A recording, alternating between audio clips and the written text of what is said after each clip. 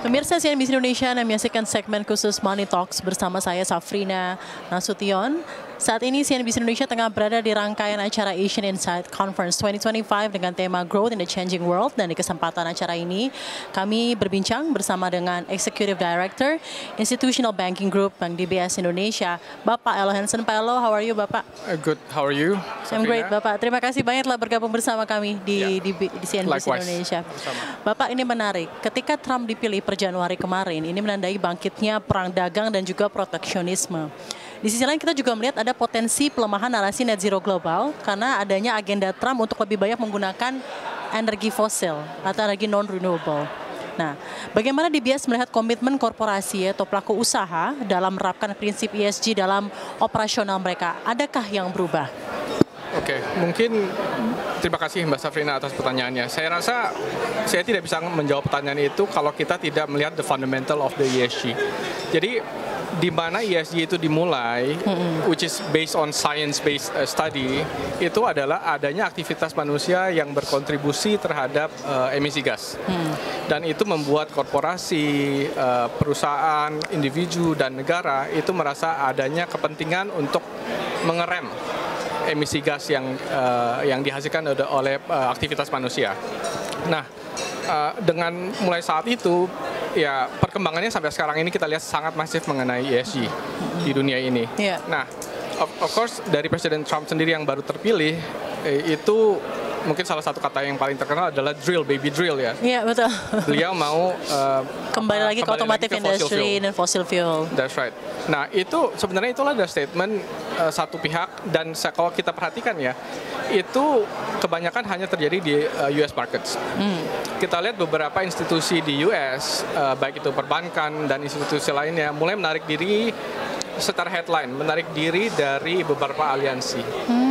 Contohnya Net Zero Banking Alliance, ada beberapa bank yang keluar dari situ. Kemudian ada Equator Principles yang US juga keluar dari situ.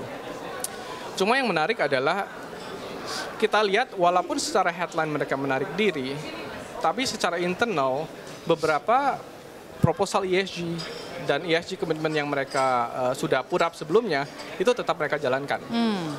Jadi mungkin bisa dibilang ada segi politik yang mereka mainkan di sana, karena terkaitan dengan Presiden Trump yang view-nya seperti itu. Nah, kenapa view-nya seperti itu? Kenapa mereka tetap menerapkan ESG? Menurut saya gini, seperti yang saya bilang tadi, the fundamental of ESG, the elephant in the room is still there. Regardless Presiden Trump ngomong seperti apa, the climate change itu real. The effect of human activities terhadap perkembangan dunia itu tetap real. Jadi Presiden Trump mungkin presidential terms-nya cuma 4 tahun ya. Sedangkan ESG ya mungkin decades or even generations. Jadi saya rasa itu ada players, korporasi dan dan negara itu masih melihat kepentingan di situ. Nah, itu Amerika. Kalau kita lihat di sisi Asia Pasifik, di Eropa, sebenarnya usaha ESG yang berkaitan dengan ESG itu terus di-push oleh korporasi dan oleh negara juga.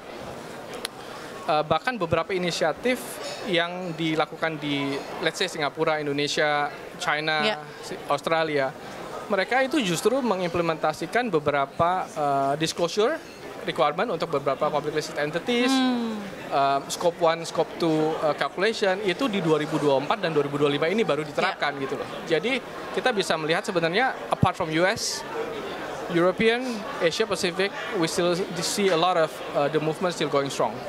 So ESG is a necessity regardless who's in charge for the government. Correct. It's still very much relevant. Dan kebetulan DBS sendiri juga we're still committed to what we said about the ESG, our commitment. We still pursue that. We still believe that any corporates yang mau melakukan ESG untuk menjadi lebih green dan sebagainya, pembiayaan dan sebagainya, itu tetap kita support dan tetap kita guide. Bagaimana Anda melihat outlook terhadap kebutuhan pembiayaan berkelanjutan di tengah kondisi ini, Pak Elo? Mungkin dalam waktu short term ataupun juga long term. Oke. Saya rasa beberapa komitmen yang mereka sudah jalankan itu tetap mereka akan jalankan. Yang seperti saya bilang di Indonesia contohnya, itu mereka public listed entity, mereka punya kewajiban untuk mendisclose apa kegiatan ESG mereka, dan itu tetap akan dilakukan. Dan kalau kita lihat investor ESG itu tetap ada, walaupun mungkin kita lihat dari investor dari Amerika mungkin agak sedikit berkurang.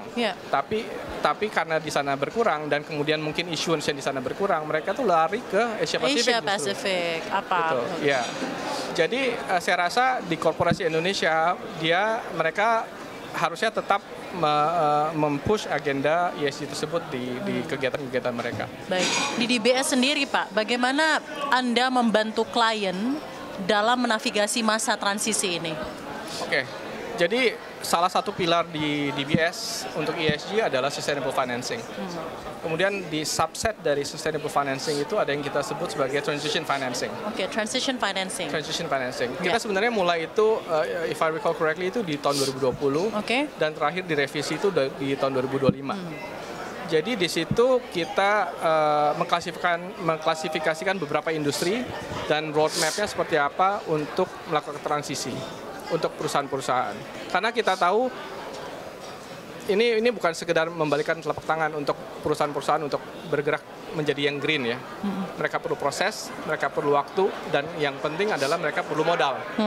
Nah, disinilah peran serta DBS, karena kita ada komitmen untuk memberikan balance sheet, ada komitmen untuk menopang, memberikan advisory terhadap kegiatan perusahaan tersebut untuk menjadi green. Saya kasih contoh mungkin data center. Data center itu kebutuhan powernya besar sekali. Betul. Let's say perusahaan A punya 100% power datangnya dari batu bara. Kemudian mereka pikir, I think kita harus reduce dari 75% misalnya. Datang dari solar, sisanya datang dari hydro atau geothermal. Nah, itu adalah pembiayaan yang bisa kita lakukan untuk membantu mereka mengurangi porsi power generation yang datangnya dari batu bara, misalnya. So DBS also does advisory to this companies, ya? Jadi sebagai journey-nya mereka, kita mau follow the journey. Kita tidak cuma provide financing, kita juga provide the advisory on what is the best practice of ESG yang tidak cuma di Indonesia. Kita juga lihat beberapa ESG initiative yang ada di regional, di Singapura dan di core marketnya DBS yang mungkin bisa kita apply di Indonesia. Baik. Sekarang moving on from ESG issue to supply chain issue, Pak. Ini masih mengenai apa yang terjadi setelah Donald Trump memimpin Amerika Serikat sejak adanya penerapan reciprocal tariff. Ini kan perang dagang tensionnya makin kuat. Ada juga isu-isu mengenai fragmentasi global dan juga proteksionisme masing-masing negara. Apa risiko dan peluang yang dihadapi oleh dunia usaha Indonesia di tengah pergeseran supply chain directory dan meningkatnya proteksionisme yang ada di masing-masing negara? Mungkin saya mulai dari resiko dulu ya. Itu waktu begitu newsnya keluar dari Donald Trump tentang reciprocal tariff. Reciprocal tariff. It was a month ago ya Pak ya. It was a month ago, and then it was followed by tit for tat between China and US. Yang satu naikin segini dibalas sama China naikin segini. Otomatis dari sisi institusi perbankan dan financial institution itu hal yang pertama kita lakukan adalah we're doing stress testing. Langsung dilakukan stress testing. Langsung dilakukan stress testing portfolio kita seperti apa. Kemudian resikonya seperti apa. Jadi kalau resiko kita bisa lihat ada dua. Stress testing dengan variabel apa tuh Pak berarti Pak? Macam-macam. Nah ini mungkin kaitannya dengan yang saya akan katakan mengenai first degree of risk sama second degree of risk. Kalau first degree of risk otomatis adalah ada nggak sih klien corporate kita yang banyak melakukan ekspor ke Amerika, di mana ekspor tersebut menjadi lebih mahal karena ada tarif tersebut, mungkin membuat mereka jadi less competitive dibandingkan mungkin dari negara lain atau even dari Amerika sendiri.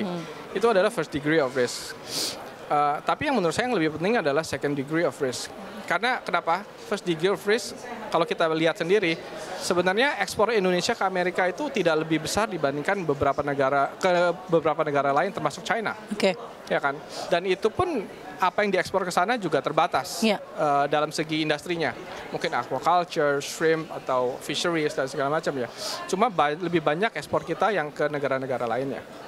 Nah, the second degree of risk ini yang menurut saya jadinya lebih penting. Yang pertama adalah Amerika menerapkan tarif ke hampir seluruh negara di dunia. Iya. Kalau menjadi terlalu mahal untuk ekspor ke Amerika, mereka ekspor kemana? Ke negara-negara tetangga, negara-negara lainnya. Otomatis Indonesia mungkin adalah menjadi salah satu tujuan ekspor mereka. Kalau banyak barang masuk ke Indonesia, otomatis perdagangan di Indonesia mungkin jadi lebih kompetitif ya, termasuk produsen di lokal. Itu satu. Yang kedua adalah mungkin second degree of risk karena resiko suku bunga, resiko hal-hal itu ya. interest rate, bukan interest rate, FX, dolar yang kemudian foreign exchange naik ya, membuat rupiah depreciate. Ya. Itu juga adalah resiko yang kita masukkan sebagai salah satu komponen dari stress testing. Oke. Dan bagaimana dampaknya Pak terhadap portofolio yang ada di Indonesia specifically dengan ada stress test tersebut? Kalau dari segi DBS Indonesia bisa saya bilang exposure kita terhadap ekspor directly ke Amerika itu tidak terlalu besar. Ya. Itu very manageable. Second degree of risk di mana interest rate, foreign exchange, even commodity risk juga kan. Ada raw material yang mereka import misalnya dari US, wheat dan segala macam. Itu kita lihat secara portfolio itu again manageable. Yang kedua kita juga menerapkan beberapa hedging yang kita apply ke klien kita untuk mereka bisa memanage the FX dan juga interest rates. Tapi komunikasi yang terjalin antara klien ketika adanya isu mengenai reciprocal tarif ini, apakah langsung disampaikan Kak bahwa DBS akan memanage ini dengan baik, terutama bagi klien-klien memiliki portofolio yang cukup beragam dan besar, seperti apa Pak? Ya, otomatis pertama kita desktop dulu. Setelah kita melakukan desktop, kita lihat kira-kira impact-nya seperti apa. Baik. Langsung masing-masing dari kita mungkin reach out ke masing-masing portfolio kita untuk menanyakan lebih lanjut efeknya. Dan ya mungkin sesuai dengan apa yang sudah kita lakukan di desktop monitoring, itu inline dengan apa yang klien juga sampaikan ke kita. Oke, baik. Sudah cukup jelas Pak. Dan kedepannya bagaimana komitmen dari DBS untuk terus membantu klien untuk menghadapi gelombang atau gejolak ya dalam perekonomian, dalam perdagangan global secara bertanggung jawab, menguntungkan dan juga membangun kepercayaan jangka panjang melalui solusi pembiayaan dan juga konsultasi. Apa yang ingin disampaikan kepada klien dari DBS? Oke, mungkin dari sisi DBS ya ini tadi ya. Ya. Kita lihat Amerika mulai istilahnya menutup diri, mau melakukan semuanya sendiri, ya self-reliant manufacturing, protectionism. Otomatis peran serta negara-negara di Asia yang kita bisa bilang itu lebih friendly amongst each other, itu akan menjadi penting. Dan lebih besar pula ya Pak? Dan lebih besar dalam segi trade. Jadi koneksi antar negara di Asia itu menjadi sangat penting saat ini.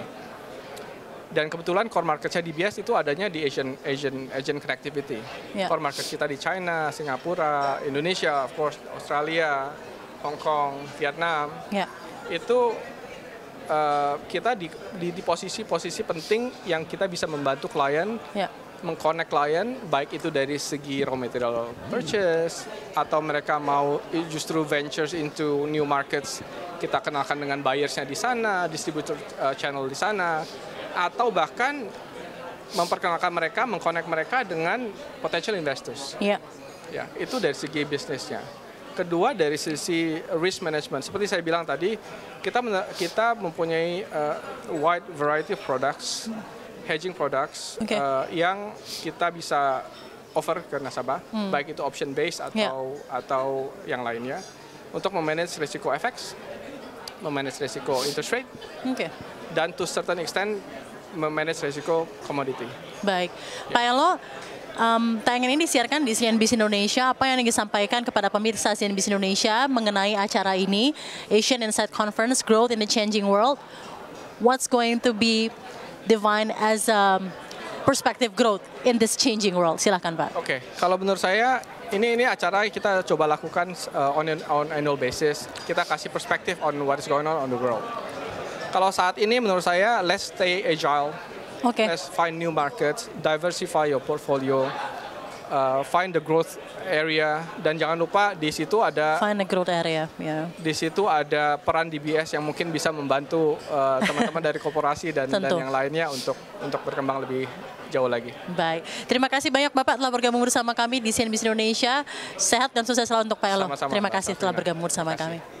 Dan demikian diskusi kita bersama dengan Executive Director Institutional Banking Group Bank DBS Indonesia, Bapak Elo Hansen. CNBC Indonesia Beyond Business.